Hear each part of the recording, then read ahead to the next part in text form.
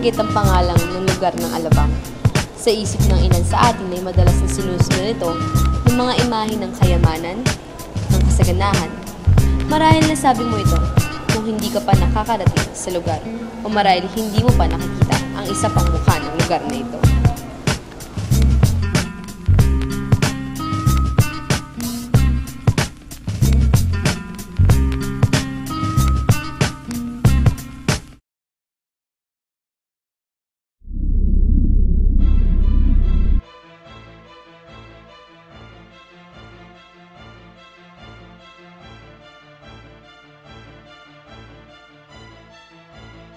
Let's do this. Yeah, Alabang girl. Ayala, Alabang. Tiyak na mayaman ka kung nakatira ka sa lugar na to. Mga sikat na artista, mayamang politiko, mga negosyante at iba't iba pang mga mayamang Pilipino at dayuhan ang bumibili ng lupa at nagpapatayo ng mga glamorosong tahanan o mansyon kung tawagin dito. Hindi basta-bastang salapi lamang ang ginugugol sa pagpapatayo ng mga ganitong klaseng tahanan. Marahil, kung tipikal na Pilipino kang kumikita ng pera para sa pamilya, matatagalan ka pa bago makabili ng kapirasong lupa sa loob ng Ayala, Alabang. Yeah, Alabang girl. Kusa'y pagmamasdan siya'y kunako. Mas kulang pa sa water ng kanyang swimming pool at potsay. Kausap na malakas ang Alabang, the Makati of the South, ika nga nila. 5-star hotels, skyscraper infrastructures at ang tanyag na Ayala Mall na Alabang Town Center. Dito mo makikita lahat ng sosyal sa South na parte ng Metro Manila. Ang Ayala Alabang Village, ang Alabang Hills, na tila may ginto kung mahuhukay dahil sa napakamahal na halaga ng lupa. Malalaking bahay, magagarang sasakyan, ang makikita sa Alabang. Sabi nga nila, pag sinabing taga-Alabang ka, sosyal ka, mayaman ka, at malamang nakatira ka sa isang executive village. Makikita din dito ang bilang ng mga sosyal at pangmayaman na bilihan, katulad na lamang ng Rustan Supermarket at SNR Membership Shopping. Eleganteng mga bilihan, naglalakihang building, maganda, malinis, organisado, maayos, kaaya-aya ng paligid na tila nasa ibang bansa. Ngunit, ito nga lang ba ang mukha ng Alabang? Kayamanan, sosyalan, kaayusan?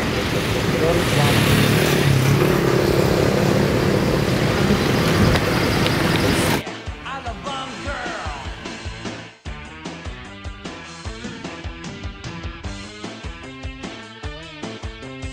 Yeah, Alabang girl.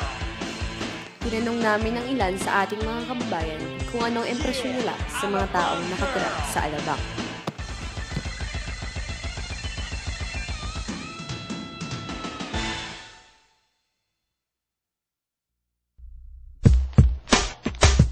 Paano pag may na-meet kang tao, tapos sinanong mo kung taga-saan siya, tapos sinabi niyang taga-Alabang siya, ano yung magiging unang perception mo sa kanya? Mayaman ba siya o mahirap?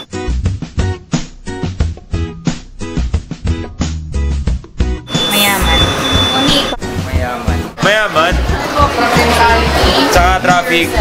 Ano, pag may na-meet kang tao, tapos sinabi niyang taga-Alabang siya, ano yung first impression mo sa kanya? Mayaman ba siya o mahirap? Mayaman? Mayaman. Mayaman. Mayaman! Mayaman.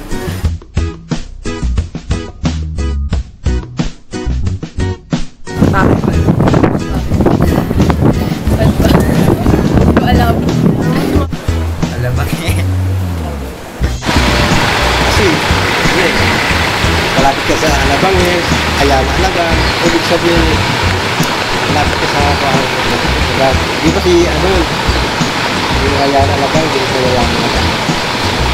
Kasi, taga-Alabang, mahal yung mga Kasi mayaman kasi. Usually kasi pag sinabi mo Alabang, edi Ayala Alabang or Alabang Hills kagad. That's it? Why? Because usually in Alabang there are a lot of high-end places, so you don't really think of Alabang as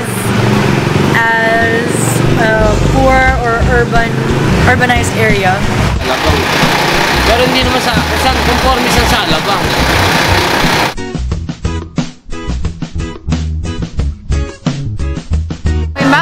May nagsabi, tinanong mo siya, taga saan ka? Pag sinagot niya, taga Alabang. Ano yung impression niya, sir? Mayaman ba siya o mahirap? Para nasa ko lang, middle lang. Hindi sa talaga kung kaya ba, hindi naman sobrang. Alabang. Siguro poor, mas maraming poor dun eh. Diba? Bakit mo? Eh, konti lang naman nakatira sa Ayala, Alabang. Diba? I mean, compare mo sa Alabang, yung aking pangalan, sa dami. Eh, tabi-tabi pang mga ano. Hindi naman lahat ng tao mayaman ah.